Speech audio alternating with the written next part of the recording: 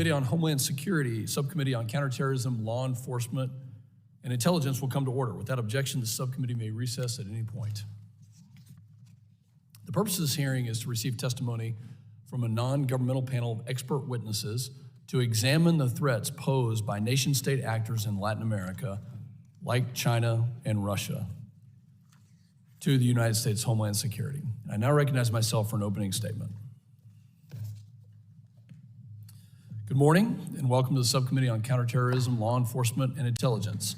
Today we are holding an important hearing on the threats posed by nation-state actors like the People's Republic of China, the PRC, Russia, Iran, and Venezuela in Latin America to our Homeland Security. There is no doubt that we are facing a migration crisis caused by the administration's policy decisions. We are witnessing significant increases in encounters at the southwest border with individuals from countries of concern like the PRC and Russia. I am concerned that the chaos of the southwest border could be taken advantage of by anti-U.S. regimes, not just can, but has been. Meanwhile, the PRC and our foreign adversaries are expanding their spheres of influence in Latin America, right in our backyard. As they grow their diplomatic, economic, and military activities in the region, there are clear implications for U.S. Homeland Security. Recent data released by the United States Customs and Border Protection shows a steep increase in encounters with foreign nationals from the PRC, Russia, Cuba, and Venezuela, amongst others at our southwest border. For example, in the first 7 months of fiscal year 2023, over 9,711 PRC nationals were encountered by U.S. Border Patrol along our southwest border, exponentially more than the previous 3 years. Let me restate that number, 9,711 PRC nationals. A similar trend involves encounters with Russian citizens. In 2021, CBP reported just 4,103 encounters of Russian citizens along our southwest border. However, that number jumped to 21,763 in fiscal year 2022. And it's over 33,000 for the first 7 months of fiscal year 2023. I've heard directly from sheriffs in my own district that they apprehended multiple individuals from the PRC who were deemed high-value targets and were taken into custody by the FBI. While aliens may have legitimate claims to asylum, the increased flow of nationals from adversarial countries is concerning as these individuals blend into the much larger wave of illegal aliens flooding across the southwest border, already topping 1.4 million illegal alien encounters through the first 7 months of this fiscal year, 23. Meanwhile, Border Patrol agents at the southwest border are completely overwhelmed. There have been 1.5 million known gotaways at the southwest border since the start of this administration. This creates a gap in our Homeland Security intelligence that malign nation states could exploit to send nefarious actors into the U.S. It's important that this subcommittee fully understand the ways that malign nation state actors could take advantage of the wide open southwest border.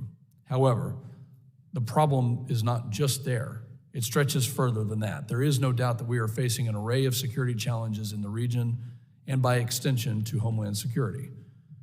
In particular, the PRC has developed close economic and security ties with a number of Latin American countries, including Brazil and Venezuela. For example, the China Development Bank and the Export-Import Bank of China offered approximately $137 billion to the region in loans to a multitude of sectors, with Venezuela as the most prolific beneficiary of PRC loans at roughly $60 billion. However, the PRC's influence in the region goes beyond economic ties. It also includes military and security partnerships. For example, in approximately a 10-year period between 2009 and 2019, $615 million in weapons were sold to Venezuela by the PRC.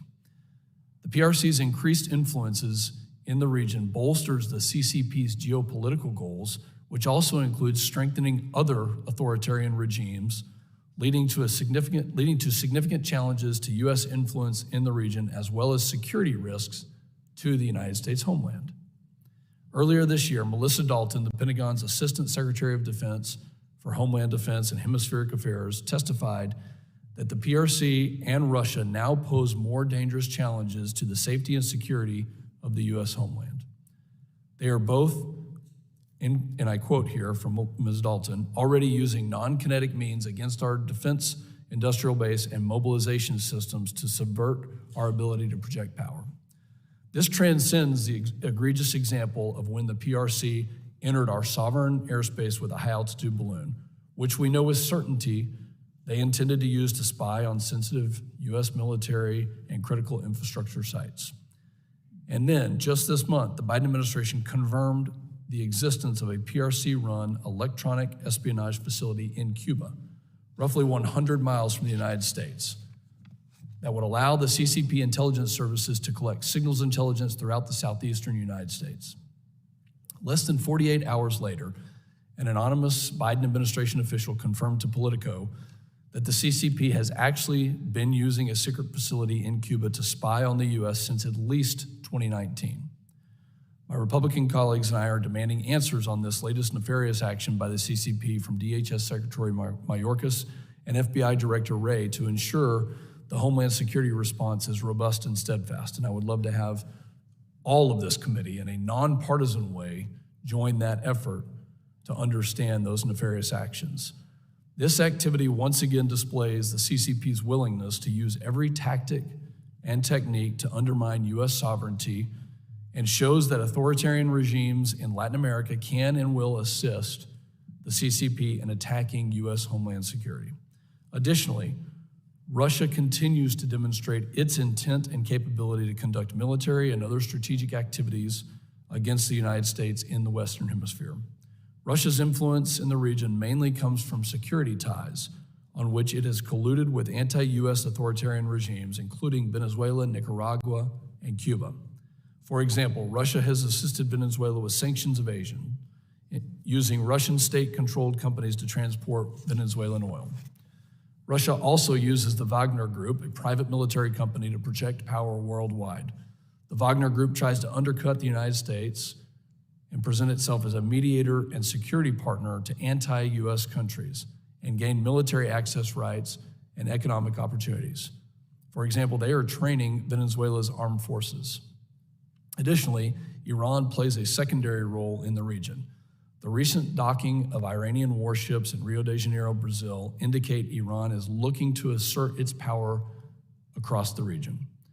Iran's backed militia, Hezbollah, continues to have a presence in the region, with the transition from the tri-border area of Paraguay to operations in Venezuela. Whether it is the PRC, Russia, or Russia's proxies, or Iran, it is vital that we understand the security challenges and threats posed by nation-state actors to U.S. homeland security and explore every avenue to address them head-on. This morning, we have a distinguished panel of expert witnesses to discuss this important topic with. And I'd just like to say that we're facing challenges all over the world.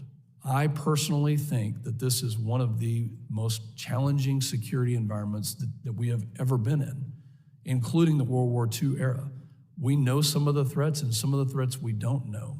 The nature and the face of these threats has changed.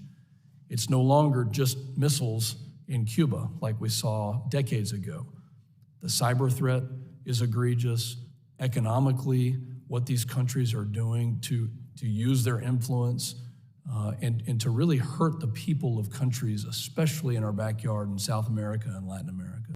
So I'm excited to hear from our witnesses. I'm excited to have this conversation today because I hope it informs the rest of Congress that we must keep our eye on the ball. We must understand what the Chinese Communist Party is doing and the malign activities that they will use to undermine not just our influence and our economic prowess around the world, but also our homeland security right here at home.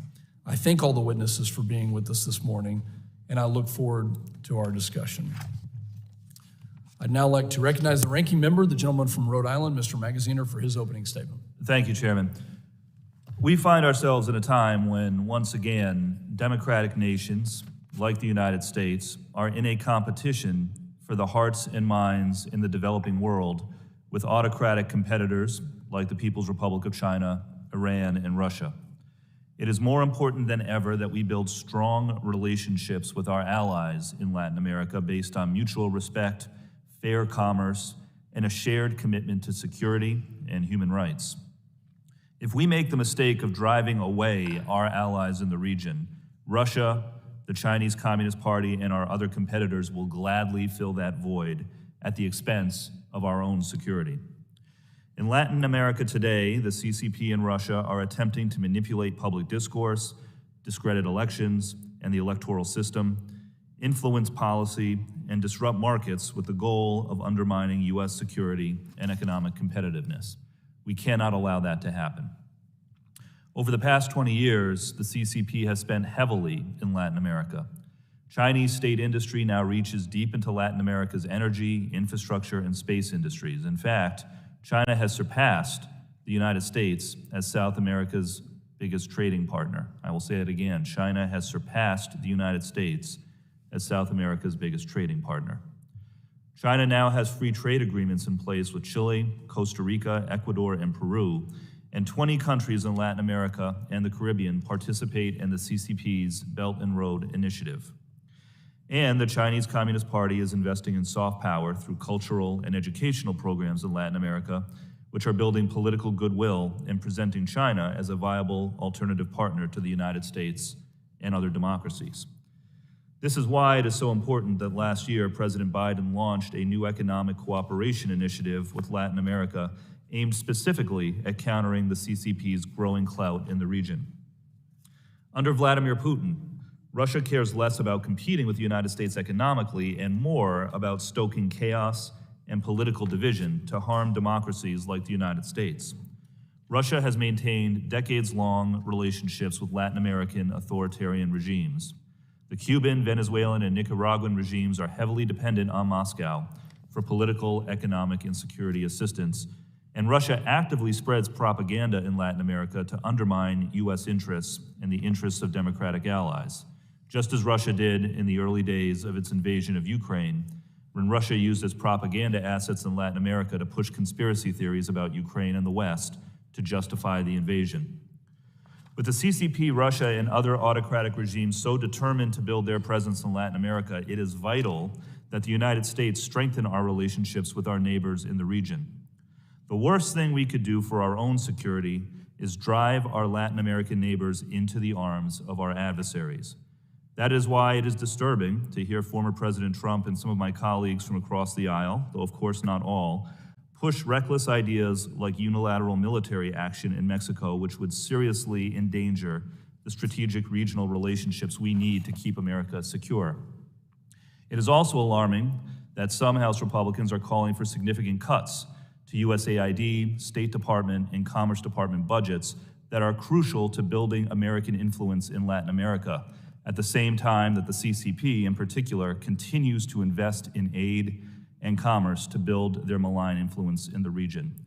As we go through the appropriations process in the coming months, we need to keep in mind that investing in aid and commerce in Latin America is not charity. It is in our national security interest. So this is a time for engagement and partnership, not hyperpartisanship.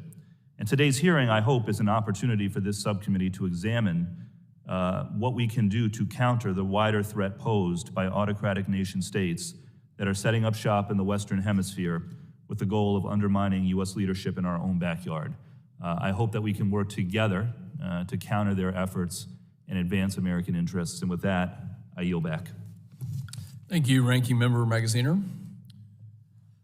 Other members of the committee are reminded that opening statements may be submitted for the record. And I'm pleased to have a distinguished panel of witnesses before us today on this very important topic. I ask that their witnesses please rise and raise your right hand. Do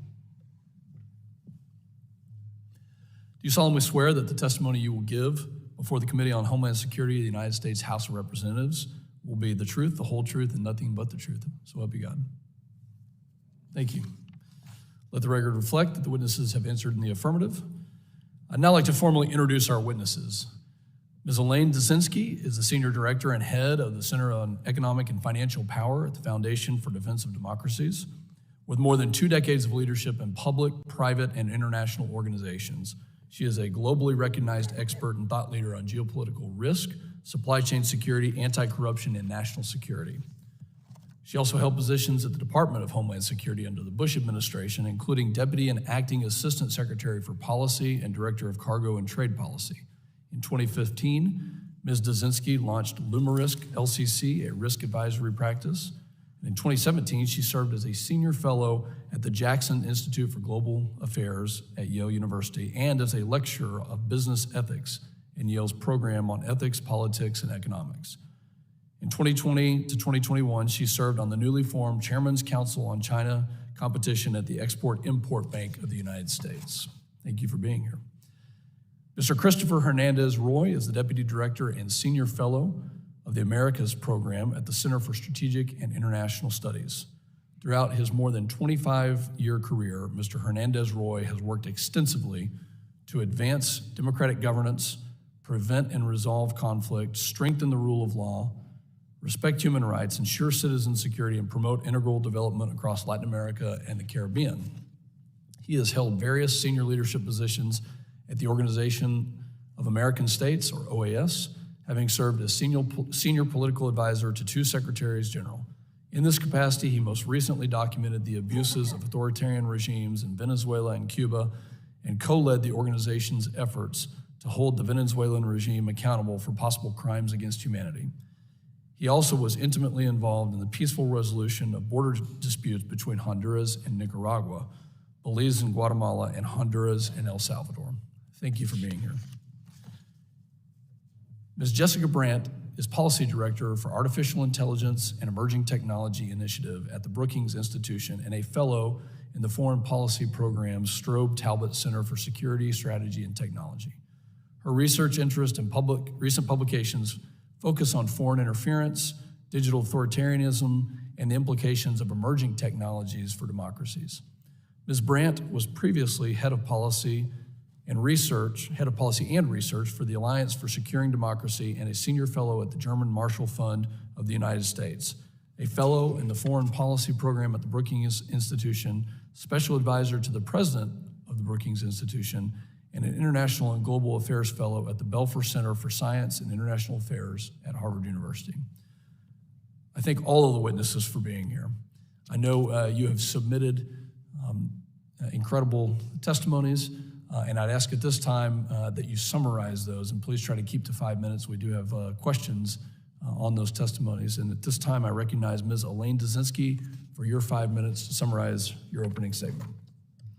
Chairman Pfluger, Ranking Member Magaziner, thank you so much. Distinguished members of the subcommittee, I appreciate the opportunity to be part of today's conversation. Latin America has become increasingly vulnerable to authoritarian encroachment. Instead of being filled with democratic friends and booming economies, America's backyard is home to Russian bombers and mercenaries, 29 Chinese-owned ports and port projects, a widespread Iran and Russia-fueled anti-US propaganda, Chinese-enabled fentanyl and money laundering operations, wobbling and fallen democracies, and widespread economic and political instability. In the aftermath of 9/11, DHS could count on and leverage the primacy of US global leadership and economic influence to address a range of foreign threats to the homeland. 2 decades later, our economic, trading, and monetary systems are being weaponized against us by foreign adversaries and competitors, and in the process, escalating the erosion of democratic rules and norms. These threats impact not only our physical borders, but our financial, digital, and trade borders. Since 2008, Latin America has seen a greater decline of democratic indicators than any other region globally. Authoritarian regimes are driving migration to the southern border in tremendous numbers, with migrants from Cuba, Venezuela, and Nicaragua now outnumbering migrants from the northern triangle of Honduras, El Salvador, and Guatemala. If we seek to address root causes of migration and broader threats to the national and economic security landscape, addressing rising authoritarianism is a strategic imperative, but it also means fighting back against a false narrative designed to undermine the US role in the region.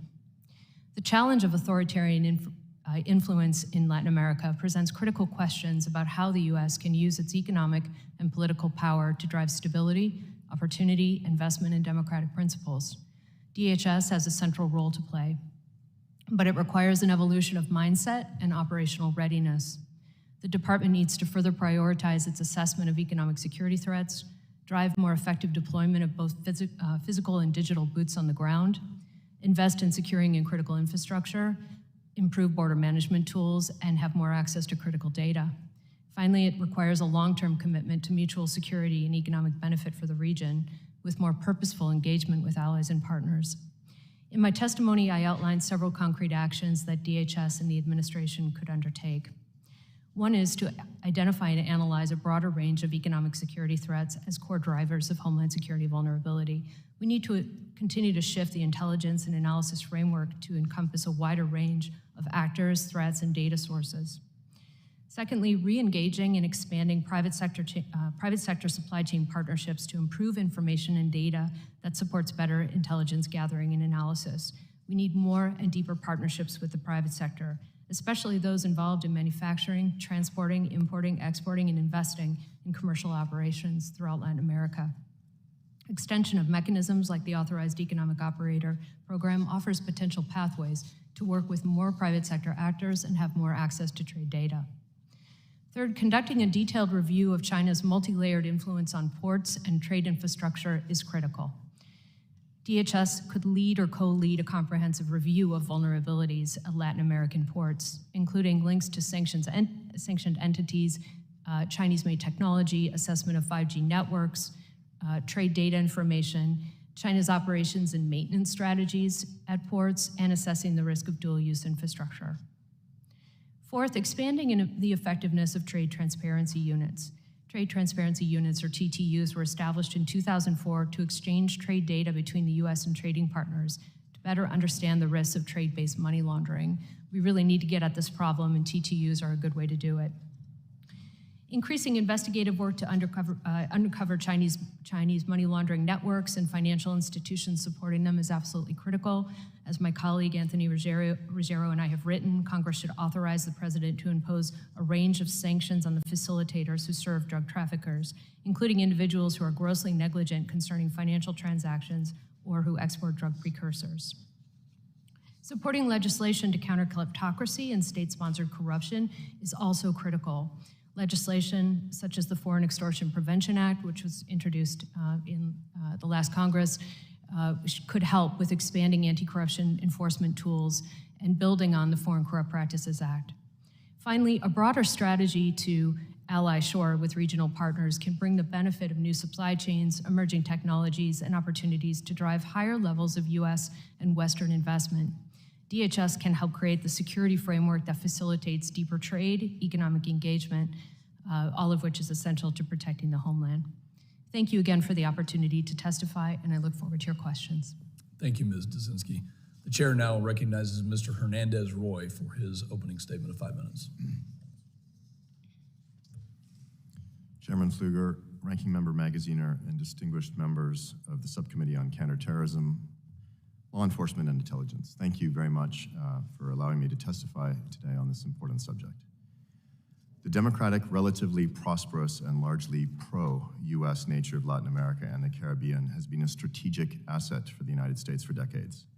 Yet the region today is at a tipping point. There is a significant risk that it could become a liability in strategic competition with China, to a lesser extent Russia, in the next decade. In particular, the influence of extra-regional authoritarians, to include also Iran, has been on the rise throughout Latin America. These actors pose an interlocking challenges to regional and, by extension, U.S. security. While each possesses different capabilities and long-term objectives, they often coordinate both informally and formally to challenge U.S. influence in the region. It is therefore important to view these three actors not in isolation, but how their behaviors reinforce and interrelate. Moscow, Beijing, and Tehran each espouse different geopolitical goals and worldviews, yet they have shown an alarming degree of convergence when it comes to efforts at fomenting discord and disruption within the United States' shared neighborhood. Such efforts come both through support for overt authoritarians, especially the dictatorial regimes of Cuba, Nicaragua, and Venezuela, but also where they cannot totally pull countries out of the U.S. orbit. These regimes seek to peel away once staunch U.S. allies and convert them into comparatively neutral bystanders. This can be seen with the rhetoric of the government of Brazil, ascribing blame to both Ukraine and Russia for the war, and in Argentina, Brazil, and long-standing ally Colombia's refusal to sell Soviet legacy weapons to help Ukraine defend itself. It is noteworthy that no Latin American country, save Costa Rica, has joined the international sanctions effort against Russia. Russia's brutal and illegal invasion of Ukraine has caused autocracies the world over to close ranks and sharpen their competition with the United States and with fellow democratic allies. From a Russian nuclear-capable strategic bomber visiting Caracas a few years ago, to more recent developments such as the docking of Iranian warships in Brazil, to possible Iranian drone manufacturing in Venezuela for use against Ukraine, to revelations about Chinese espionage activities against the US from Cuba, and reported overtures to Haiti by the notorious Russian Wagner Group, all have plainly illustrated the risks to US security that come from allowing dictatorships to proliferate and coordinate their activities. And I should just add that yesterday it was revealed that China and Cuba are also discussing military training on the island, which might bring Chinese troops to the island. Another comparatively underappreciated dimension is the role authoritarian alliances in helping dictators remain in power and repress their populations more effectively, accelerating mass irregular migration to the detriment of the region at large. The most dramatic example, of course, comes from Venezuela, where over 7.3 million people have left the country to escape Nicolas Maduro's gross mismanagement, misery, and repression. He remains in power, shored up by arms and intelligence from Russia, China, and Cuba, and a sanctions-evading oil trade with Iran. Nicaragua has also seen a dramatic uptick in outward migration, with 600,000 people fleeing since the murderous state crackdown in 2018, creating an acute crisis in neighboring Costa Rica, while U.S. apprehensions of Nicaragua at the southern border have multiplied by a factor of more than 50 in the last 2 years. Cuba, the longest-standing dictatorship in the hemisphere, continues to send migrants as the country's economy reels, and as the regime further clamps down on dissent following the massive protests held on the island in July 2021. The regime in Venezuela has taken advantage of the mass exodus of its people and the generous humanitarian responses from neighboring countries to send its spies abroad to continue to harass and persecute Venezuelan opposition figures in Colombia, for instance. Thus, a U.S. adversary has taken advantage of this human wave to conceal the entry of spies into a traditional U.S. ally. This begs the question of what more sophisticated U.S. adversaries like China and Russia might be doing to take advantage of the historic migration flows across the U.S. southern border. The presence of dictatorial regimes within the Western Hemisphere offers a springboard for extra-hemispheric authoritarians to expand their influence, co-opting, coercing, and manipulating other countries in the region to undermine their relations with the United States, often overpowering and empowering anti-democratic forces in the process. These challenges should not cause us to estimate the considerable advantages we still possess when it comes to geopolitical competition in the hemisphere. Latin America on the whole still looks to the U.S. as its preferred partner. If the U.S. seizes the opportunity to present a comprehensive, well-resourced counteroffer, the region will consider it seriously. Crafting such a response, however, will require a sustained and forward-looking strategy for engagement, which to date has unfortunately appeared lacking from the U.S. government, which has long turned to the region only in response to crisis and neglected it at other times. Thank you, Mr. Chairman. Thank you, Mr. Hernandez-Roy. The chair now recognizes Ms. Brandt for her opening statement of 5 minutes. Thank you, Chairman Pfluger, Ranking Member Magaziner, distinguished members of the subcommittee, for inviting me to address you today on the threat posed by nation-state actors in Latin America to U.S. security. With geopolitical competition resurgent, considerable attention has been paid to Russian and Chinese playbooks and authoritarianism more broadly. As has been widely documented, Moscow and Beijing use a suite of low-cost, deniable tools and tactics to conduct influence operations designed to undermine their democratic competitors and make the world safe for illiberalism. But Russia and China each apply the toolkit differently in Latin America than in their respective home regions. And within Latin America, they operate distinctly from one another in ways that reflect their unique capabilities and goals. Developing a coherent strategy to push back on Russia and China's coercive activities depends on an appreciation of these nuances. Importantly, although Moscow and Beijing share certain near-term objectives, the two are operating on different trajectories and time horizons toward different long-term aims. Russia is a declining power by many measures, which seeks to disrupt the partnerships and institutions of its mostly Western competitor states here and now as a means of gaining relative advantage. With little to lose and perhaps something to gain for exposure from its asymmetric activities, it's not particularly sensitive to attribution. And seeing the benefits of chaos abroad, its efforts tend to be destructive. China, by contrast, is a rising power with a great deal to lose from having its coercive activities laid bare. It does not seek disorder, but rather a new order, more conducive to its interests, and so its efforts to change the status quo have tended to be more patient. These nuances carry over into the ways that Russia and China have conducted information operations targeting audiences in the region. Whereas for Russia, building influence in Latin America is a means to the end of disrupting Western alliances and institutions, for China, it's a means of building support for Beijing's way of doing business. Where Moscow has a long history of this sort of activity abroad, China's just beginning to experiment with information manipulation far afield. Russian state media almost never covers Russia. Chinese state media cover China a great deal. With that in mind, a word about Russia specifically. As you're likely aware, Moscow has made a concerted effort to promote its state media properties in Latin America to Latin American audiences online, often with remarkable success. The Twitter account of RT en Español has more followers than RT's primary English language account and is retweeted nearly twice as often. On Facebook, RT en Español has more than twice the followers of RT's English language version and more followers than any other Spanish language international broadcaster. On TikTok, it's more popular than BBC Mundo, El País, and Univision. As it wages its assault on Ukraine, the Kremlin is putting these assets to use to erode support for Western countermeasures among Latin American publics, where opinion about the conflict appears up for grabs. For months, it has blamed Western sanctions for food and fuel shortages affecting the region. I know themes related to immigration are of interest to the committee. Interestingly, at least within the overt space, there's limited apparent evidence that the Kremlin proactively stokes chaos at the border. The top 5 most retweeted Spanish-language Russian state-backed messages on Twitter covering migration thus far this year offer praise for the Mexican president's handling of the issue. Immigration topics have surfaced in known covert information operations targeting the United States. That activity seems aimed at weaponizing politically divisive issue to exacerbate discord. It's not surprising, then, that some state-backed content on migration boosts domestic criticism of U.S. policy from both left and right. Unlike Russia, China's ultimate objective is to frame itself as a responsible global power, so its information operations primarily seek to build a positive view of Beijing and its leadership. Its propaganda casts democracy as feckless or hypocritical and highlights the strength of its governance model. Beijing uses immigration policy to cast the United States as hypocritical in its advocacy for human rights around the world. This is in keeping with its strategy of deploying whataboutism to deflect criticism of its own rights record.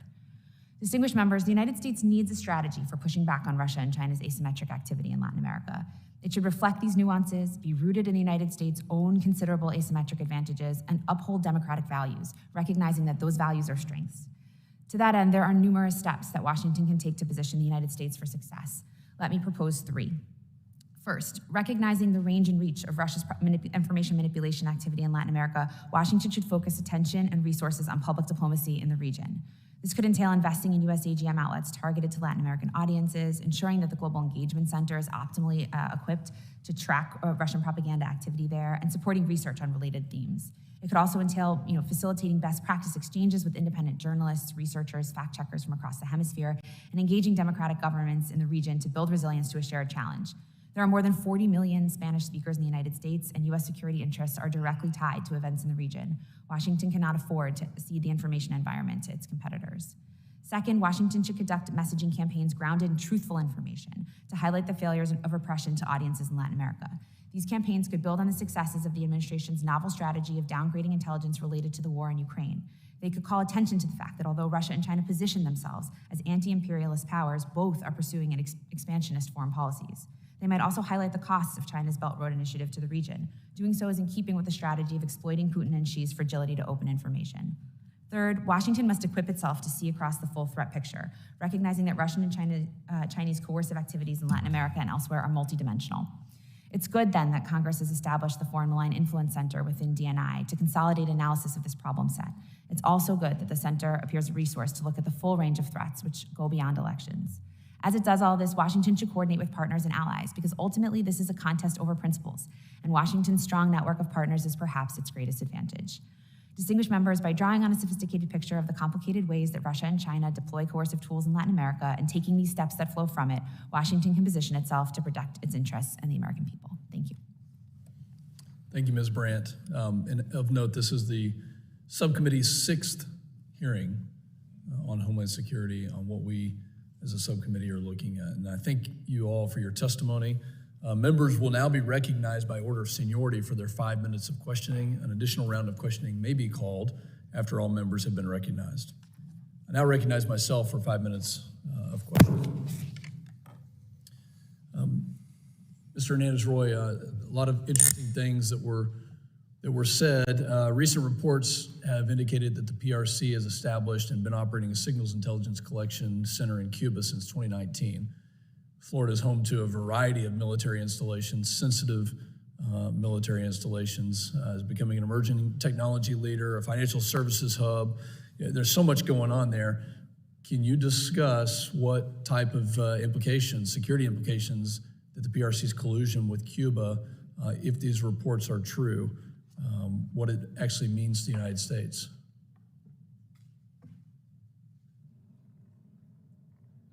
Well, the reports of some sort of spying activity in Cuba have been confirmed through a number of public sources, so I think we can take that for granted. The extent of the spying we don't know yet, at least we who look at it through the public information space. Having a signals intelligence operation in Cuba, it's based just south of Havana, 150 miles from the U.S. mainland, is a significant threat, as it can collect information from the whole southeastern United States, in particular all of Southcom's activities in the south, and also CENTCOM in Tampa. So this would represent a significant threat, a significant gain for the Chinese in terms of their ability to monitor intelligence and monitor traffic of naval operations in the Caribbean, things of that nature. And it should be seen as a significant threat and a significant escalation on the part of the Chinese. Well, thank you. This committee will be very active in understanding the depth of that threat and what it means to our homeland security, and I appreciate that. Ms. Dzinski, I'd like to focus on a couple of things when it comes to the southwest border. Number one, when we look at the fentanyl issue and understanding, we had a hearing recently, we examined the relationship between Mexican TCOs and Chinese crime syndicates and how these relationships enable the flow of fentanyl. Do you believe that the PRC is using America's fentanyl crisis as a gray zone tactic? Thanks for the question. I think that at a minimum, there's passive engagement on the part of the PRC. They are well aware of the fentanyl challenge, and they're not doing much to help us stop that. Coordination from previous years has pretty much disappeared, even though there's a mound of evidence about the role of Chinese money laundering networks and manufacturers of precursor chemicals. So it's hard to understand why we can't engage more specifically on that issue, except that I think it's being viewed by the PRC as a strategic weapon against our country. Wow. And you don't believe, in your recent article in the Miami Herald, you asserted that the U.S. must expose Chinese hidden hand in America's deadly fentanyl crisis, which you just alluded to, the money laundering aspect. So you believe we should be doing more as a whole of government approach. Yes, exactly. The money laundering piece of this is critical. If we follow the money, I think we'll actually have an easier time addressing some of these challenges because it's so hard to interdict at the border. Fentanyl pills are small, they're mistaken for other types of commodities. It's extremely difficult to find them. Having said that, I know our Border Patrol is doing a better job, and our customs interdiction is doing a better job locating it. But having said that, following the money is probably the most important thing that we can do. There's been quite a bit written about the complexity of these money laundering operations, and what's unique about it is that there's this flow, this seamless flow between China, Mexico, and the U.S., and the role of money launderers here, Chinese money launderers working in the U.S. and selling U.S. dollar proceeds to Chinese nationals who want access to that money. It's incredible. So I'm happy to go into more detail on how that works, but I do think that this is the most important vector for us to look at. Let me quickly jump to a related subject. There's no question in my mind that the PRC is exploiting the crisis at our southern border. It was reported yesterday that in this fiscal year, 127 people have entered this country apprehended, that's not gotaways, that have matched the terror watch list. Is the PRC exploiting the crisis at our southern border for their own personal gain? I think we should assume that any vulnerabilities at our southern border are open for authoritarian influence of many kinds. I think that's a safe assumption. If the gaps are there, then those who are working against us are going to use them to their advantage. Thank you. My time has expired. I now recognize the ranking member for his 5 minutes of question. Thank you, Chairman. There's a lot to cover here, but first and foremost, we're in a competition for hearts and minds across the region. For the last 2 centuries, and particularly during the Cold War, America succeeded by maintaining strong relationships with allies in Latin America that allowed us to counter authoritarian threats, and we need to strengthen those relationships now. So, Ms. Brand, can you just expand a little bit on what are some of the ways that Russia and China in particular are trying to win hearts and minds in Latin America, and then how can we as a nation best counter their efforts? Both Russia and China bring large propaganda apparatuses that promote content that portrays their preferred narratives of polarizing political events. Both of them use other assets to try to, for Russia, I think most of its activity is aimed, as I said, at driving polarization and division within the United States.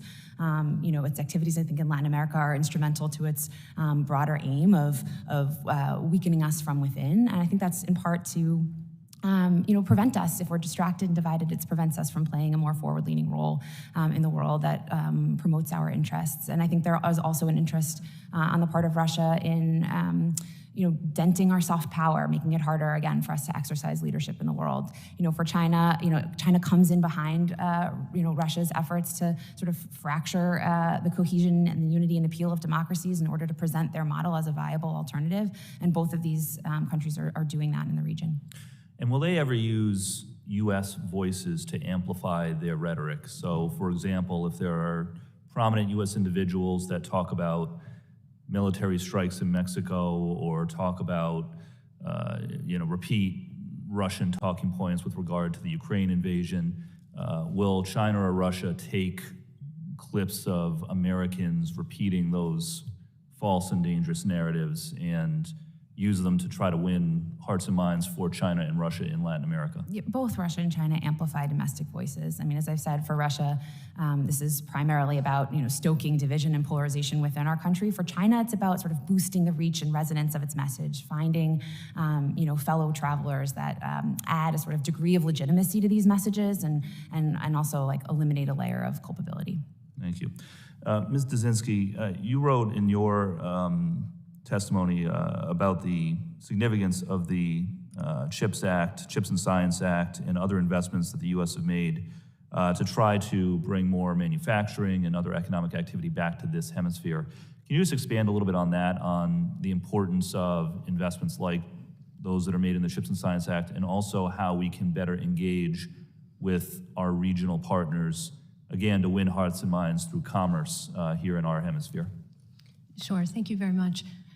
There's no doubt that there's huge potential to utilize trade relationships and the potential for economic integration with both Mexico and into Latin America. And as companies think about whether they want to stay in China, and the government considers new mechanisms around outbound investment and other policies that might encourage pivoting out of China, supply chains, particularly critical ones, need to go somewhere.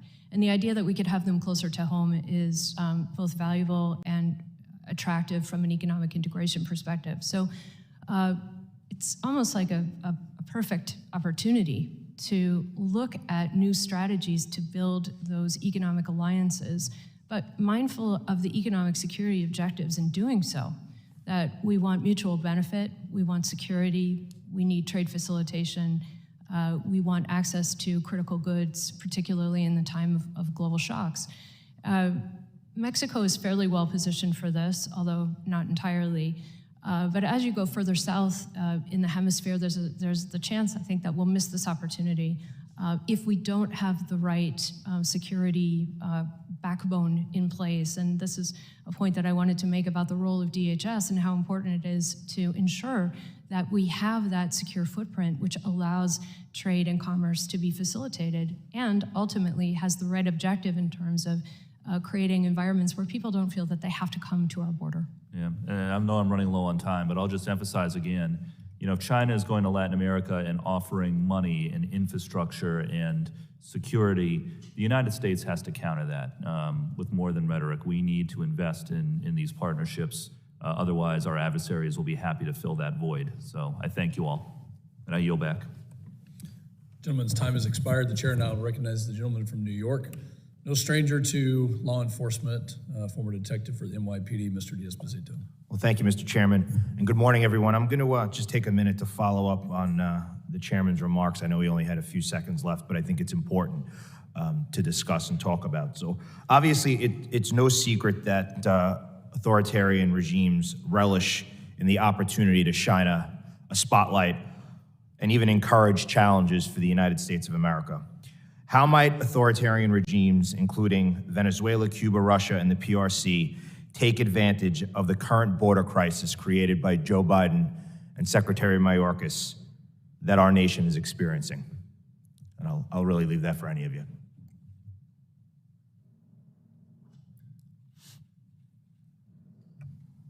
Thank you, Congressman. I think, excuse me, I think there's a number of ways they can take advantage of what's happening at the southern border. First of all, just encourage migration from their own countries by cracking down on their populations, sending more people, creating more chaos, sowing more division within the United States on how to effectively respond. That is one way they're clearly doing it. The other way, presumably, which I've provided an example in the Venezuelan context, and one of my colleagues has said it's a distinct possibility, is they can be taking advantage of the massive amounts of people, 2.4 million interventions last year. Within that space of 2.4 million people, you can try to get people that are undesirable, that are going to work for the interests of these regimes in the United States. So I think that's a vulnerability. I have no direct evidence of that happening. I have mentioned direct evidence of that happening in the Venezuelan context, sending spies to Colombia.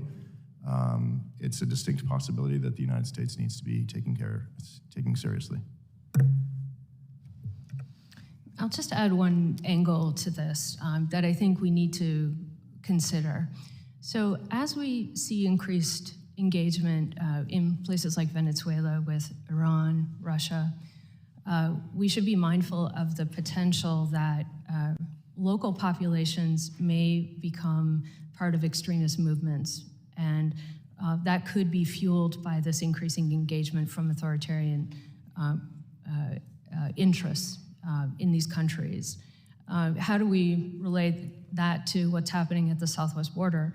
Well, it's much as Chris has identified, which is with the massive inflow of people, we have the needle in the haystack problem again, to try to figure out who those extremists might be. We have an identity management problem at the border, and somehow we need to figure that out, because it's going to become more and more difficult as we're trying to manage an influx of legitimate economic migrants and political migrants from a place like Venezuela. How do we know if we're allowing for extremist threats to come into the country? So we're going to have to be more sophisticated about figuring that out. I agree. I think that, sorry. Well, I was just going to add, from my analysis, which again is focused on the open source space, I see this less as Russia trying to drive populations to the border as much as it is to weaponize, the polarizing nature of debates within this country around migration. But again, we don't know what we don't know, and I think the challenge for us, is to sort of think capaciously about the challenges so that we can get ahead of them without also making Russia 10 feet tall. So obviously there are real threats, whether it's the regimes, whether it's our open border. I know some would like to argue that climate change is our biggest threat, but I think these pose a bigger threat to our country and our freedoms than anything else. And just to follow up on what we talked about, because I truly believe that this is also a threat. What's your thoughts on the CCP and the fact that there have been stories that they would embed assets into larger groups of nationals making the journey from China to Mexico or other areas along our southwest border?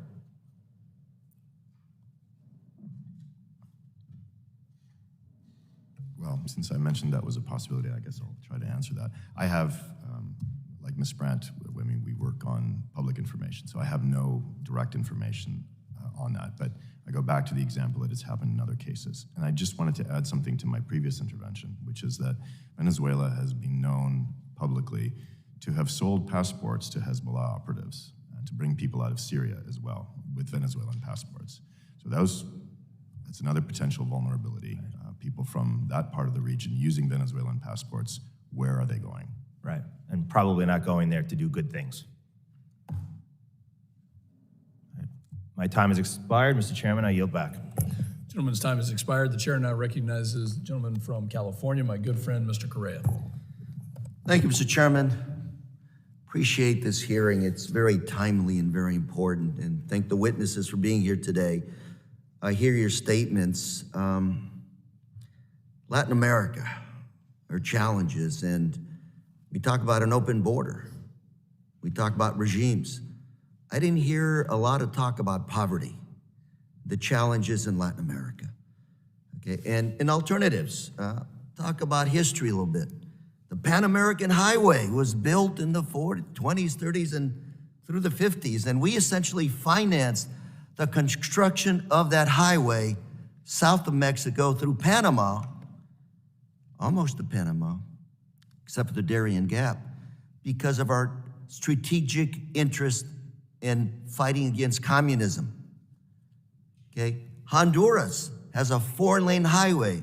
You know who paid for that? The United States of America. We have forgotten the role that we played in the Americas throughout history. That has been our area of national interest.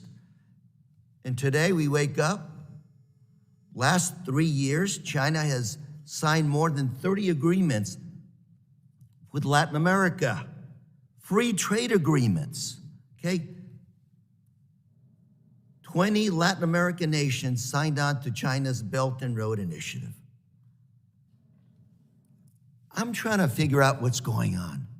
Is our private sector asleep at the wheel? We have this challenge of these precious metals that China is controlling around the world. They're part of Latin America, and nobody is discussing these issues. I'm at a loss here.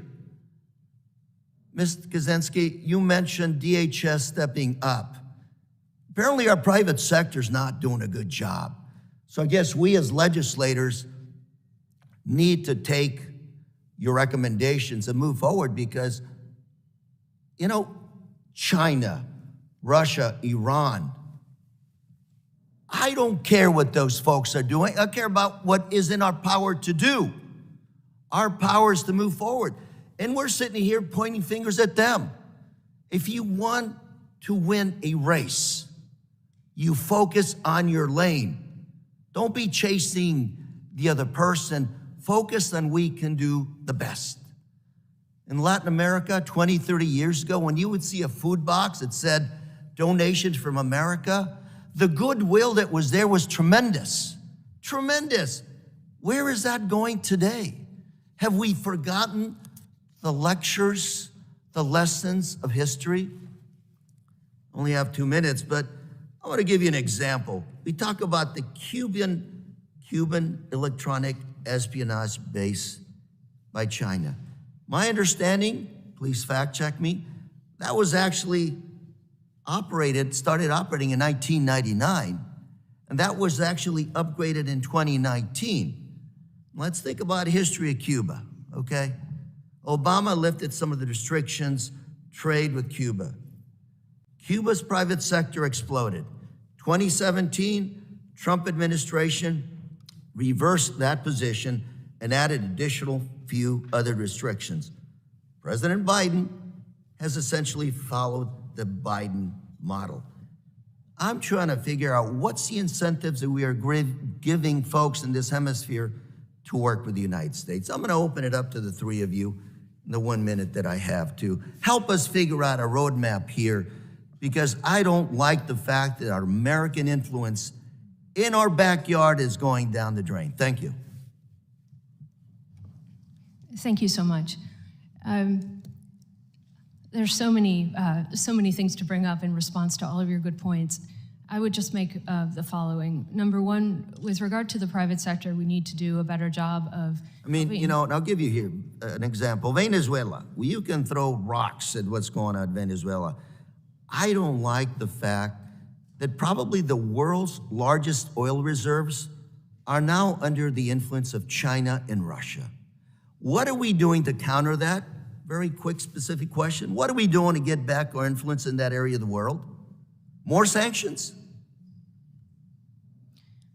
I would suggest that we need to de-risk to make it easier for Western companies and Western investment to go into the region.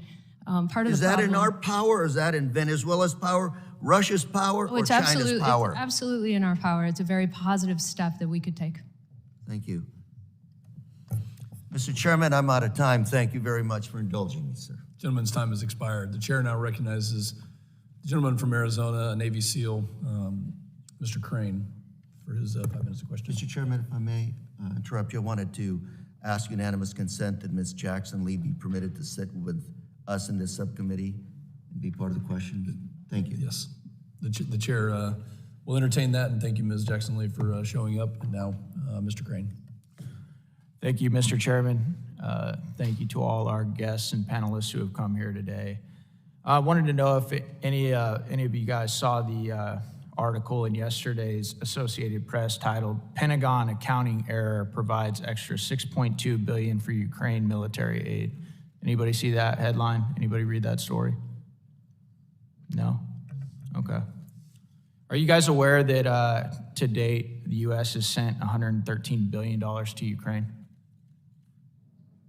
Anybody? Okay. Does it surprise you guys when you see stories like that? You know, accounting error, $6.2 billion to Ukraine. Accounting error up here to the tune of $6.2 billion. Mr. Roy, does it surprise you when you see errors to that extent?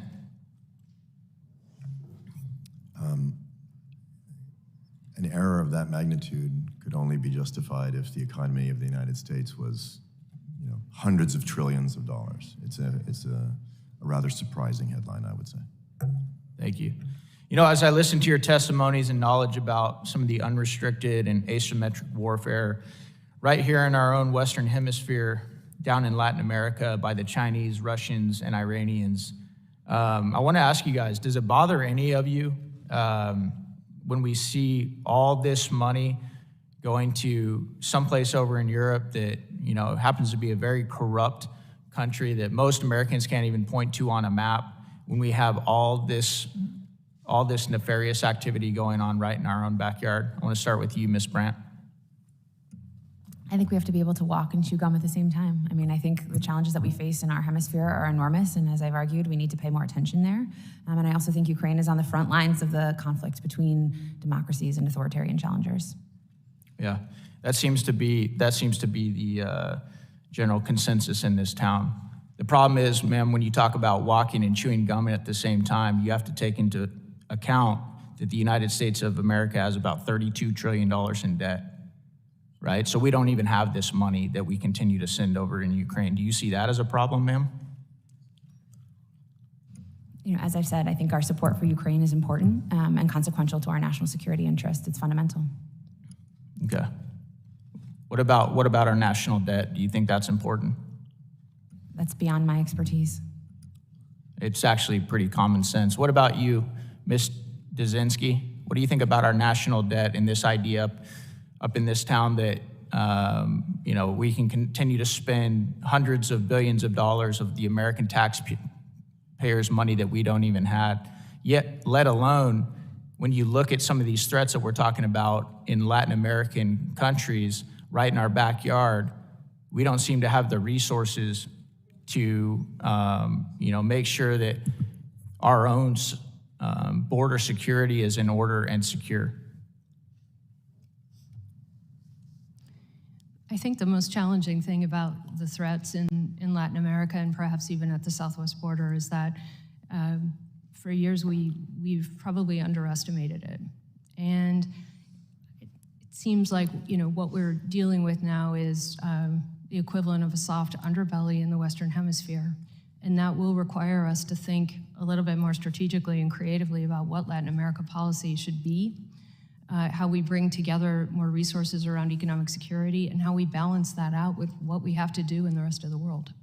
Thank you, ma'am. Mr. Hernandez-Roy, are you familiar with the saying, peace through strength? Pardon me, could you repeat that, please? Are you familiar with the saying, peace through strength? Vaguely, yes. What do you think the opposite of that would be, Mr. Hernandez-Roy? War through weakness. Yeah, war, chaos through weakness. That is exactly where we find ourselves right now. War, chaos, because of weakness. We're facing a world on fire because of weakness, incompetence, and internal corruption. I want to read this for the American people that might be watching this. Hard times create strong men. Strong men create good times. Good times create weak men, and weak men create hard times. We are all aware that our current leadership is pretty weak. Falls in public regularly, struggles to put sentences together, and is embroiled in multiple layers of corruption. My point is this: elections have consequences. If we want to continue to see this global dumpster fire continue, then we should, by all means, keep this current administration in place. If we want to return to peace through strength, we must reinstall somebody who projects strength and puts America and Americans first. Thank you all for coming. I yield back. Gentleman's time has expired. The chair now recognizes the gentleman from New York, Mr. Goldman. Thank you very much, Mr. Chairman. Thank you for having this hearing, and I certainly hope my colleague from Arizona will look to reduce our deficit by examining our $860 billion defense budget.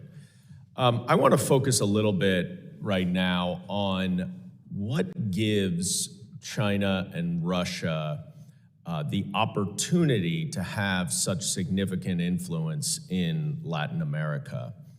And I'm not actually sure which one of you is sort of the best or the foremost expert among the panel in terms of the upheaval, disarray, and cratering governmental issues that are going on in Latin America, especially Central America. But in the last 2 to 4 years, Ms. Baczynski, you seem to be focused on this. Can you describe a little bit about what's been going on in terms of upheaval in governments in Central and Latin America? Thank you for the question. Let me talk a little bit about China. You've asked about China and Russia in the region and how they're exerting that influence and how that came to be and maybe what the implications are for governments in the region. I'll take on the China piece of this, which is very much driven by their brilliant use of their trade relationships. I'm sorry, I just want to interrupt because I think we have a lot of attention, and you all have spoken very much on how China infiltrates and influences, and they're doing the same thing in Africa as well.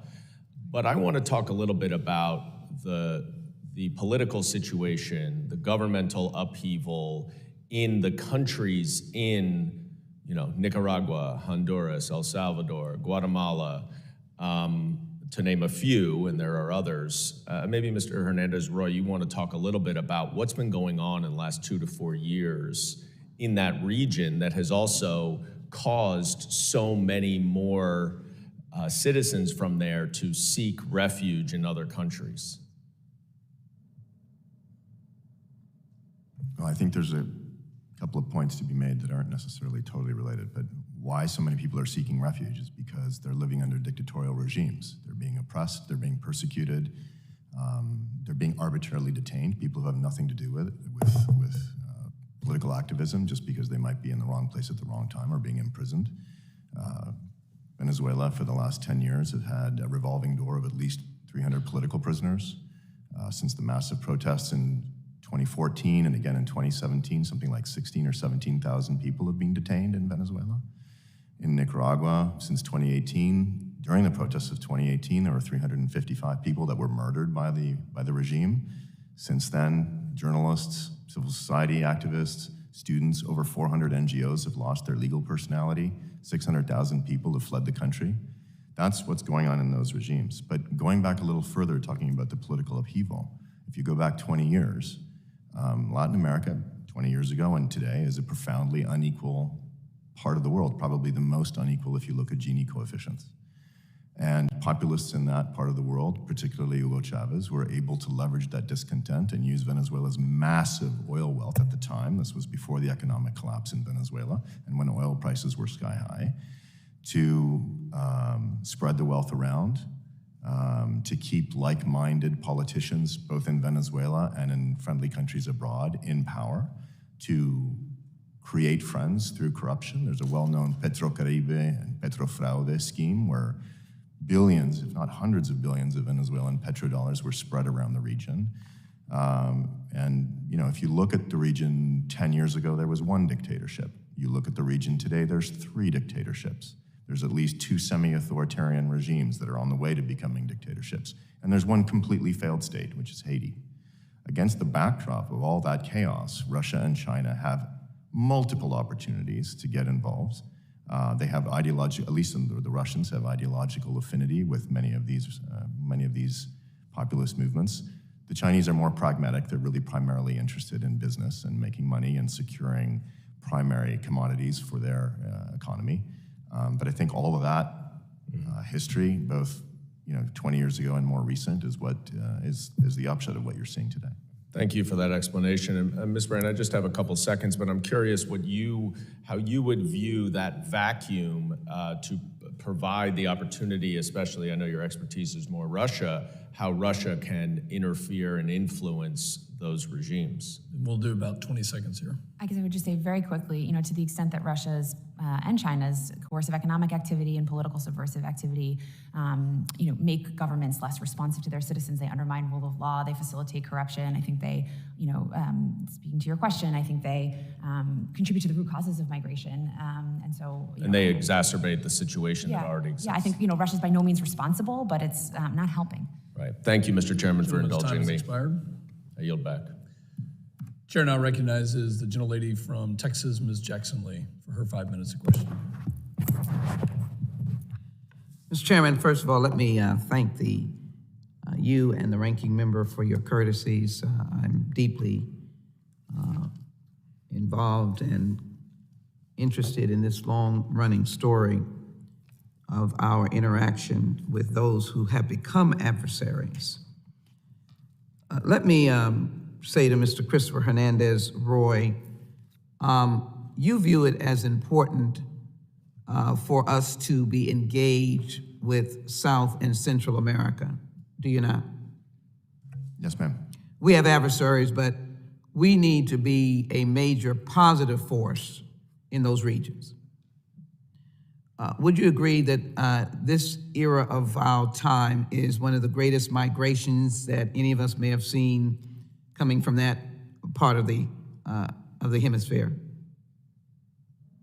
I would agree, ma'am, that we are at historic times in terms of migration in the entire region, not necessarily just from Central America. Absolutely, and I said Central and South America. Yes, ma'am. Yeah, and I appreciate that because we are actually in an era, in a decade, maybe 2, of the greatest migration, at least of this current era around the world. I mean, I've watched flows of traffic going from many different places. And I make that point as I pursue my line of questioning, and I thank this committee for this hearing, because we do need to counter bad guys in Latin America, in Iran, Russia, and otherwise other places as well.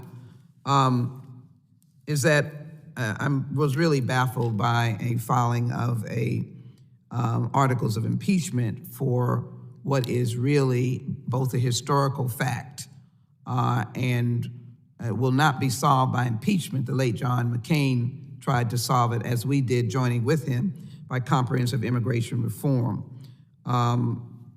You do note that is valuable. I'll just answer my own question on that. Let me pursue important line of reasoning for China and Russia. And let me ask Ms. Brandt, if you would, and Iran. I thought we had Iran in this discussion, but if not, I'm going to add it to the discussion. We have countries like France and Albania stopping freedom-loving Iranians from peacefully protesting or having meetings, suggesting that Iran now is spreading its wings to intimidate those nations that have to receive its oil products. What is your interpretation of that power that they're using to denounce democracy around the world and as a tyrannical nation?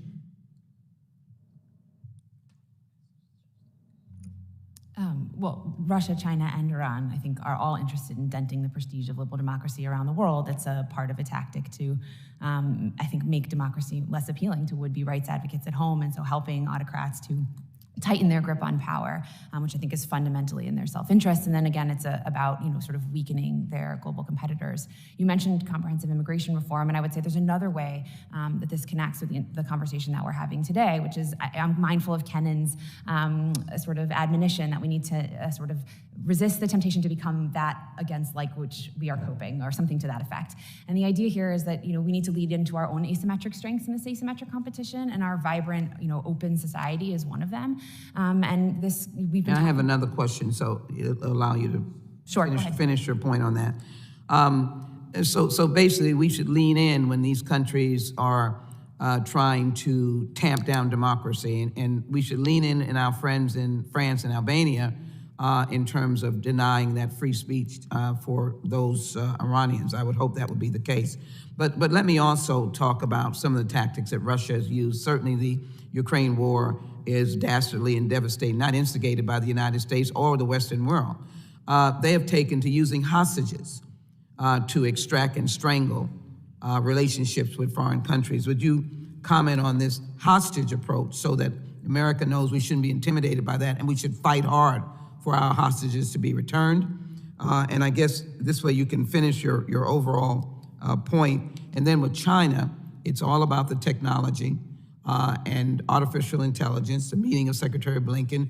How do we frame our lean in to those issues and those countries? Yes, I think that's where I was going, which is that there's another layer to this competition, which is not just within the information domain, but within the technology domain. And there it's essential that we, again, lean into our strengths, which is our vibrant, open innovation economy. And our immigration policy is relevant to that, because we want to make sure that we are the top. We have an edge in talent. It's critically important, and we want to make sure that we maintain that edge by being an attractive place for talent to come. Well, the hostages situation. Gentlelady's time has expired. Thank you. Thank you. The chair now recognizes the gentlelady from Nevada, Ms. Titus. Well, thank you very much. I apologize for being late. I hope I don't repeat something. But I sit on the Foreign Affairs Committee, and so we hear a lot about the malign influences of China and Russia, Russia more politically, China more economically. In fact, we just heard about China building the port in Lima, so we know the Belt and Road extends all over the world.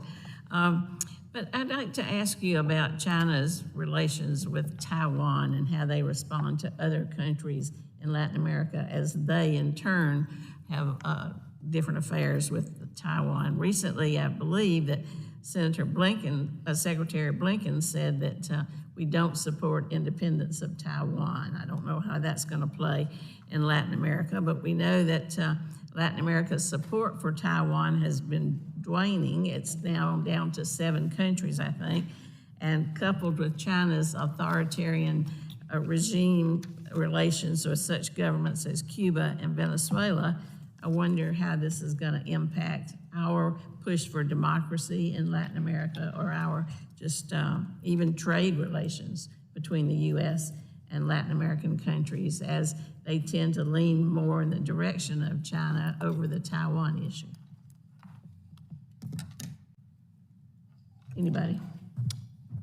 Yes, there's no doubt that, as you correctly said, there are still the largest number of Taiwan allies are in Latin America globally. You're correctly about the number 7. Taiwan recently lost one ally in March. Honduras switched allegiance from Taiwan to the PRC, which had been a campaign promise of that country's president. There are the largest two countries that are still allies of Taiwan are in the Western Hemisphere, Guatemala and Paraguay. Guatemala is about to have an election. The issue of whether it will continue to recognize Taiwan is, I think, up in the air. Paraguay did recently have an election, and I think for the time being it is secure in its continuing relationship with Taiwan and not the PRC. But this is clearly one of the objectives of the PRC in the region, is to continue to peel away Taiwan's allies. Anybody else? Well, thank you. I think that's something we ought to keep a look at. My other question is about regime change.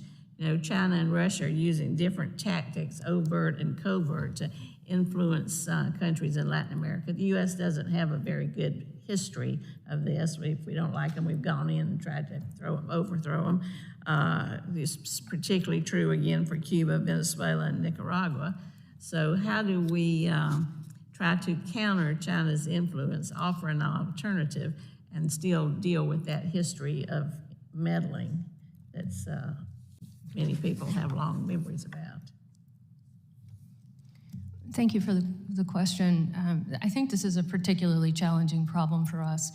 When China engages with countries, particularly in the global south, they typically employ their policy of non-interference, which means they come ostensibly to engage in economic integration. They'll work with whatever regime is in power. They'll often play by local rules, which could facilitate how China uses opaque contracts, employs corruption, any number of tools that cater particularly to weak democracies or authoritarian regimes where there's more likelihood that opacity will kind of drive the conversation and rule the day. So I think we have a real challenge in terms of how to counter that.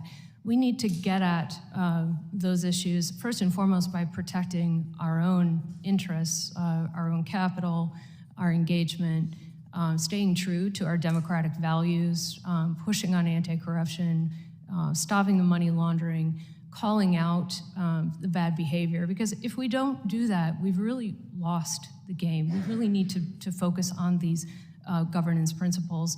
But then we need to take it a step further, which is show up in the region for the long term with the right kind of economic commitments to drive that kind of economic security that we were talking about earlier, and maybe in the process keep some supply chains closer to home. We don't want to force them to make a choice. We don't want to put it in those contexts, but we want to let them know they have options, these other countries. Thank you. I think my time is up. I yield back. Generally, his time has expired. We'll now enter a second round of questioning. Again, alternating sides based on seniority here. The chair now recognizes myself for 5 minutes of questioning. I think it's been a great discussion so far.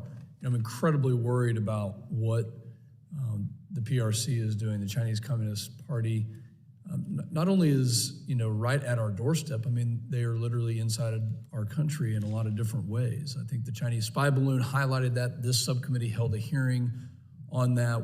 We're hearing today the vast array of initiatives that the CCP is using, economic, militarily, influence and information operations campaigns.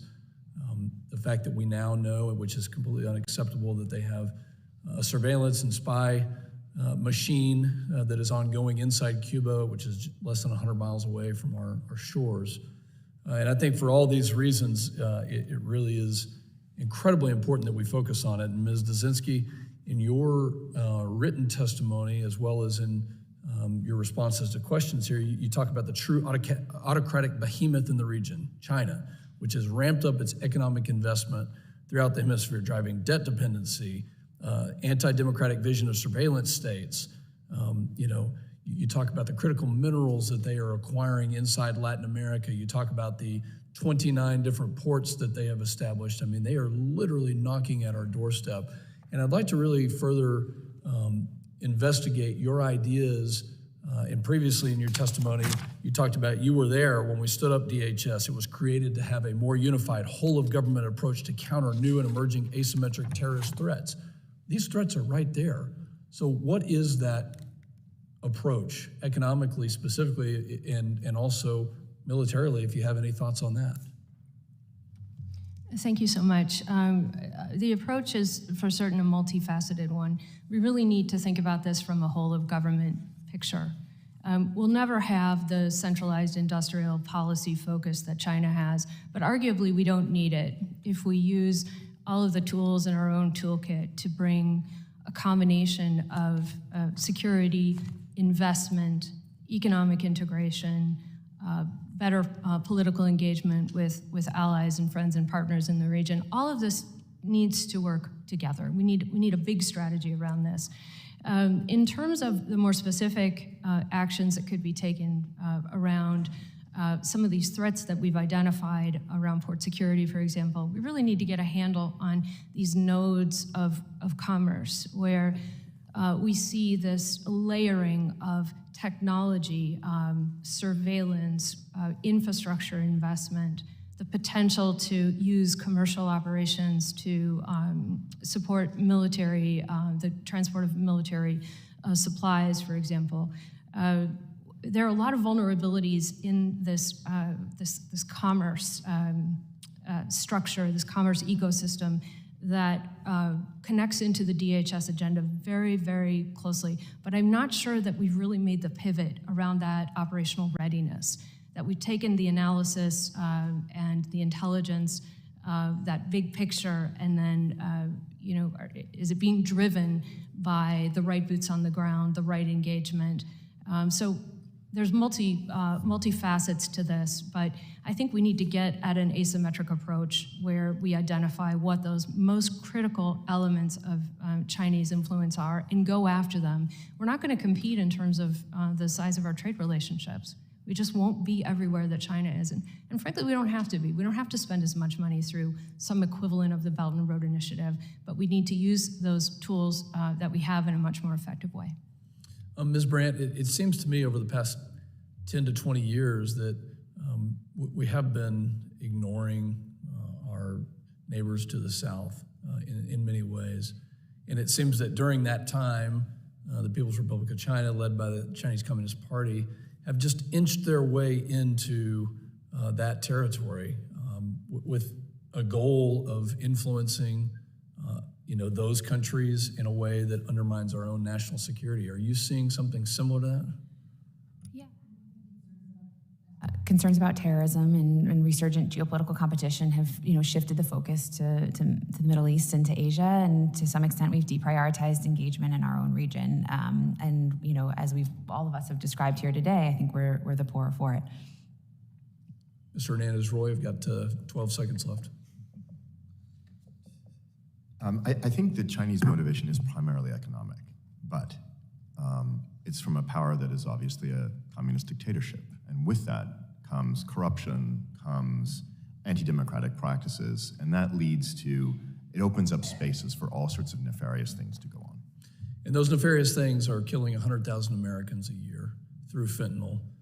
They're creating chaos, money laundering, criminal organizations, destabilizing the region just to the south of us. And I appreciate your testimony here. I hope that this committee can urge our colleagues throughout the rest of Congress to take the actions that you're recommending and to do more when it comes to securing our own country through the stabilization in the South and Central America. And with that, my time has expired. I recognize the ranking member for 5 minutes. Thank you, Chairman. Another aspect of this that I'd like to focus on for a moment is the importance of rare earth minerals, particularly lithium and others.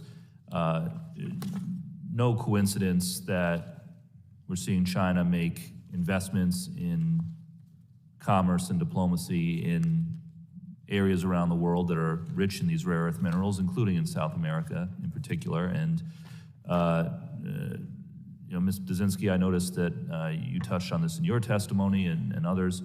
Could you just expand on that a bit more? What is happening with rare earth minerals in South America, and what should we as a nation be doing in order to prevent our adversaries from cornering the market, essentially, for these important rare earth minerals.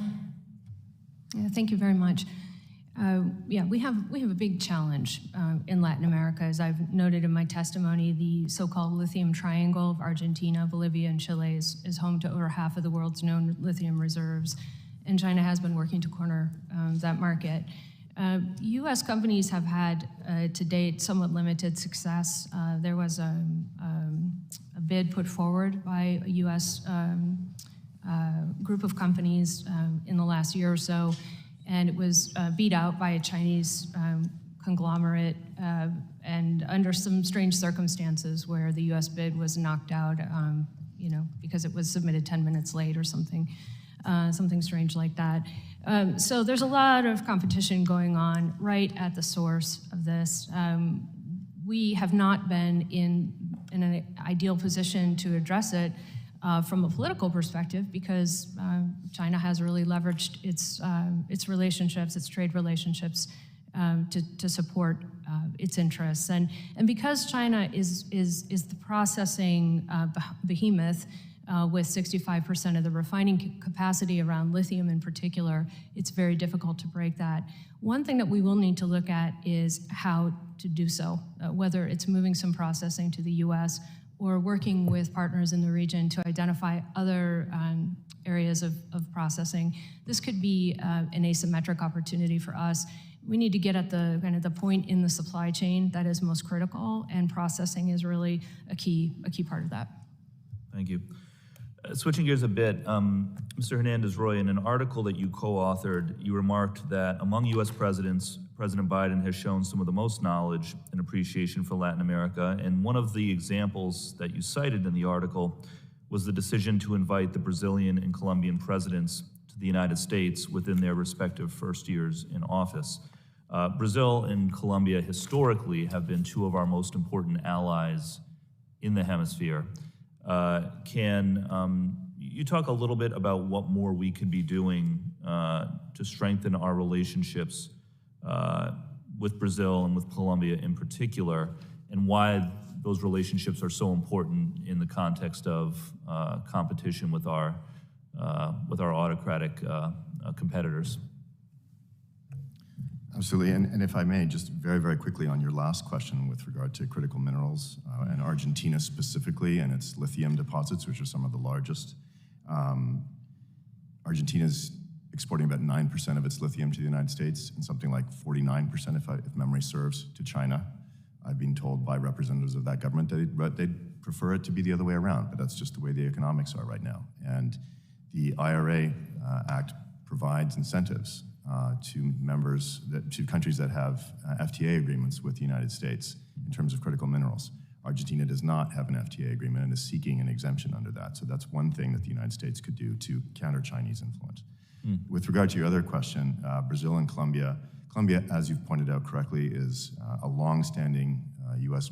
partner and ally, dating back to the 90s when Colombia was at risk of being overrun by narco-trafficking. The United States invested heavily in that country, and it became one of its closest allies, beating back the security threat to Colombia and building up its democracy. It remains a key ally in the United States, despite a change of posture by this particular government in terms of its outlook. Brazil is the largest economy in Latin America and obviously is an important trading partner with the United States, but it's also an important trading partner with China. And therefore, in fact, I think the chairman earlier alluded to the fact that, well, he said Latin America as a whole. I'm not sure that's entirely accurate, but I'm pretty confident at this point that China is Brazil's largest trading partner. And therefore, we have an interest to strengthen relationship with Brazil, to find ways to compete with China in Brazil. My time has expired. Thank you. Gentlemen's time's expired. I now recognize myself for 5 minutes. Mr. Hernandez-Roy, as was mentioned by some of my colleagues, our weakness or the view of this country being weak or administration being weak has led to threats. The PRC's role in Latin America has grown rapidly since 2000. The PRC state firms are major investors in Latin America's energy, infrastructure, and space industries. I just want to give you some numbers. By 2021, PRC trade in the region totaled $450 billion. And economists predict that it could exceed $700 billion by 2035. Of particular concern, and as was discussed, the PRC's infrastructure in the region has displayed dual use that could have security implications for this great country. Could you explain the concept of dual use infrastructure and the impact the facilities could have on Homeland Security? Sure, I can mention at least 3 specific examples. The Chinese now control the loading and unloading facilities in the Panama Canal. They're building, it's almost finished, a very large port in Peru. Last week, if I'm not mistaken, they inked an agreement with the regional government of Tierra del Fuego in the very southern tip of Argentina to build a port that would control the Drake Strait, I think that's the name of the strait. It would control access to the fishing fields off of Antarctica. And then it has, again in Argentina, it has a spaceport in Argentina that's ostensibly for research and to track Chinese satellites. It is essentially a piece of sovereign Chinese territory within Argentina. The Argentine authorities cannot even set foot on this property. Each one of those things has a dual use. They have a peaceful use for commerce, for research, for scientific research, and for the movement of trade goods. But each one of them can also be used in a second capacity. This is where the term dual use comes from, for military capacity. The Chinese space station can be used to track US satellites. It could be conceivably used to track intercontinental ballistic missiles. Ports can be used as refueling and supply and logistics hubs for Chinese warships. Ports can be closed. Facilities can be sabotaged in the event of a conflict. The Panama Canal is obviously one of the most strategically important areas in the hemisphere. So each of those investments, each of those pieces of infrastructure that the Chinese have either bought or built has a dual use. Thank you. So obviously it's a real threat. What do you believe that this committee and our colleagues in this Congress could do to deter and to really get a handle on the dual use infrastructure that's causing a threat to this nation? That's not an easy, there's not an easy solution to Not in a minute and 44 seconds. I think the easiest thing to do is to prevent it before it happens. So in that sense, the United States can do a number of things. It can provide new mechanisms or fix old mechanisms to have more development financing in the region. For instance, the DFC is prevented from providing financing to middle and upper income countries. It can only provide financing to lower and lower middle income countries. There's only 5 countries that qualify as lower and lower middle income countries in Latin America. They're all in Central America. However, it's well known that there are huge disparities within a country in terms of their economic development. So changes to those rules, for instance, could allow more financing to some of the South American countries to counter some of the infrastructure financing from China. The United States can replenish the capital in the Inter-American Development Bank. That's another large multilateral institution, can provide more lending for infrastructure in the region. There's examples like that I'm over the time, but those are the kinds of things that the United States can do to prevent these dual-use things from being built in the first place. Thank you very much. I now recognize Mr. Correa from California for 5 minutes. Thank you, Mr. Chairman. I wanted to, my 5 minutes that I have, really ask all of you for your opinion. It's a big topic, a lot of ways we can go, but specifically, how does Department of Homeland Security, what are some of the actions that we can take to begin to turn the ship around, so to speak? You mentioned, and I agree with you, investment in the area. I would prefer a Marshall Plan that is, accompanied by some economic reform, anti-corruption, but that's a big picture. Specifically here today, Homeland Security, I'm going to ask each one of you, what can we do to begin to address, to begin to bring attention to what I believe is, 20, 30 years of being asleep at the wheel? Ms. Dzinski. Thank you. One thing that really strikes me about where we are now facing these economic security threats, a broader range of threats to the homeland, is how much of what was built after 9/11 has kind of fallen by the wayside. Let me give you an example. After 9/11, we spent a lot of time thinking about how to secure the ports. We had something called the Container Security Initiative. We had the Customs Trade Partnership Against Terrorism. We had a number of international engagements that exerted U.S. leadership and provided a basis for much more strategic engagement with partners around the world. Some of that we've lost, and I think we need to get back to a more strategic footprint, whether we're putting people on the ground or we're using the, quote unquote, digital boots on the ground, some combination of these things. We need more eyes and ears, and we need to drive that footprint based on a better analysis of where the threats are and where we need to have that deeper engagement. We have the opportunity to do that at ports. We can do that with key players in the supply chain. We can do that through better inter-agency coordination, and all of these things need to happen. Mr. Hernandez-Roy. Thank you, Congressman. Commenting on DHS is really beyond my expertise, but what I will say, you mentioned a couple of things. You mentioned the Marshall Plan. The U.S. influence in Latin America was probably at its highest in the 1960s, after President Kennedy launched something called the Alliance for Progress, which was essentially a Marshall Plan for the region. It provided development assistance on a massive scale. At the time, it was the largest development assistance package that the United States had ever implemented, and it had significant effects on reducing poverty in the region, which is something you mentioned earlier. I would also say that what the United States needs to do is create better conditions in the region to prevent threats from washing up on our shores. So that it goes back to this idea of an alliance for progress, and we have argued, we at CSIS, some of us have argued that the U.S. should entertain a new alliance for progress, or 2.0, at some point. Ms. Brandt.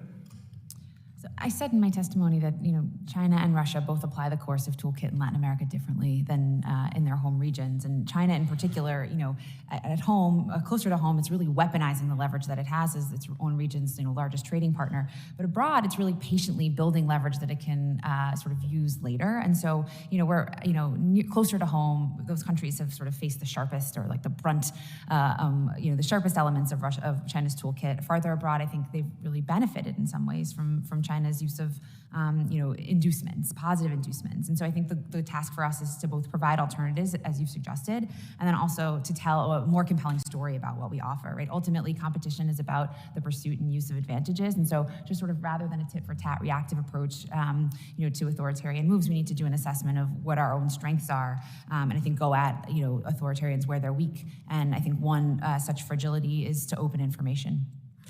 One final quick question here to all of you. You mentioned the popularity of TikTok, social media. I think probably 90%, about 70% of the world uses a smartphone. Latin America is the same thing. Great communication device. You have a lot of Latin Americans living in the United States. You have a lot of cross-cultural influence. How can we use that, what I would call continuing American goodwill, to really influence and try to continue to integrate this continent the way it was before, I should say? Please.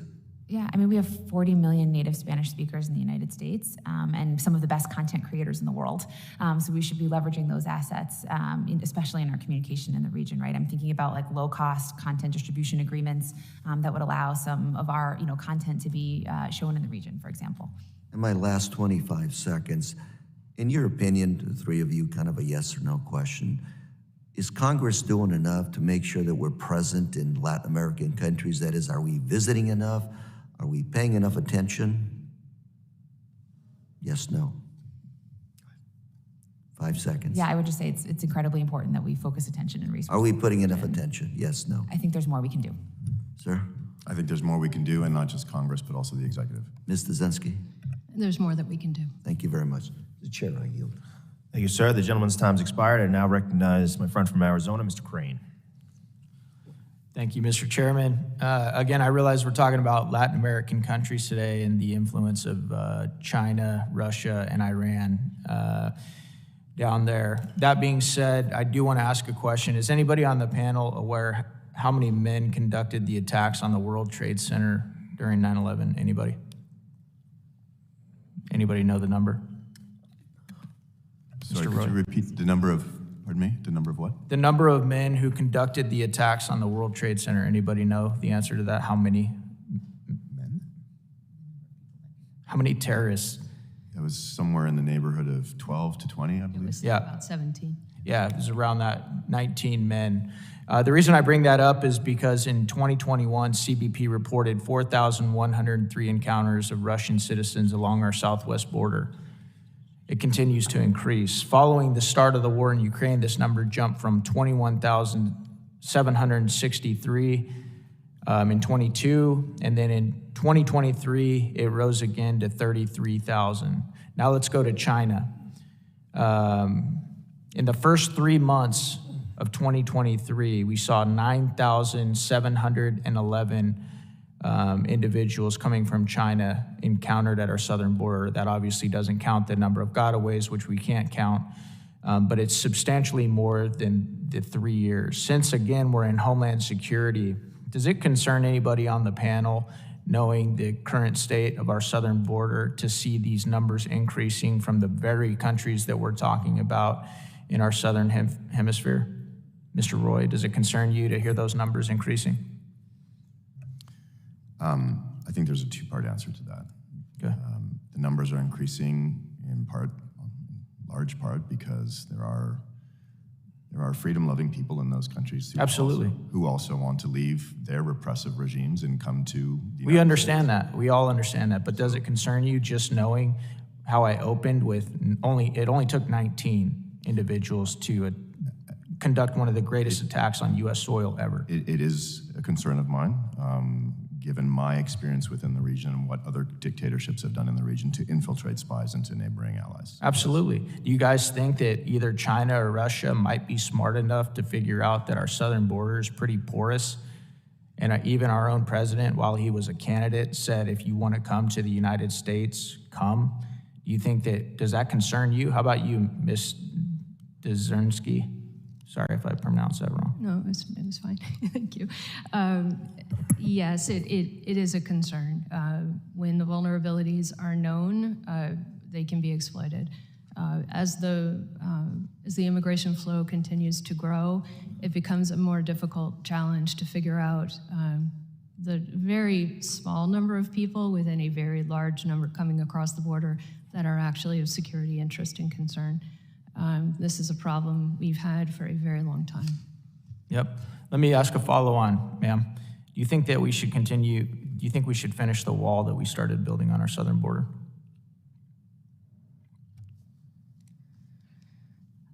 It's probably outside of my scope to comment specifically on the wall because I'm not following where things are at. But I do firmly believe that we need to be able to control the border.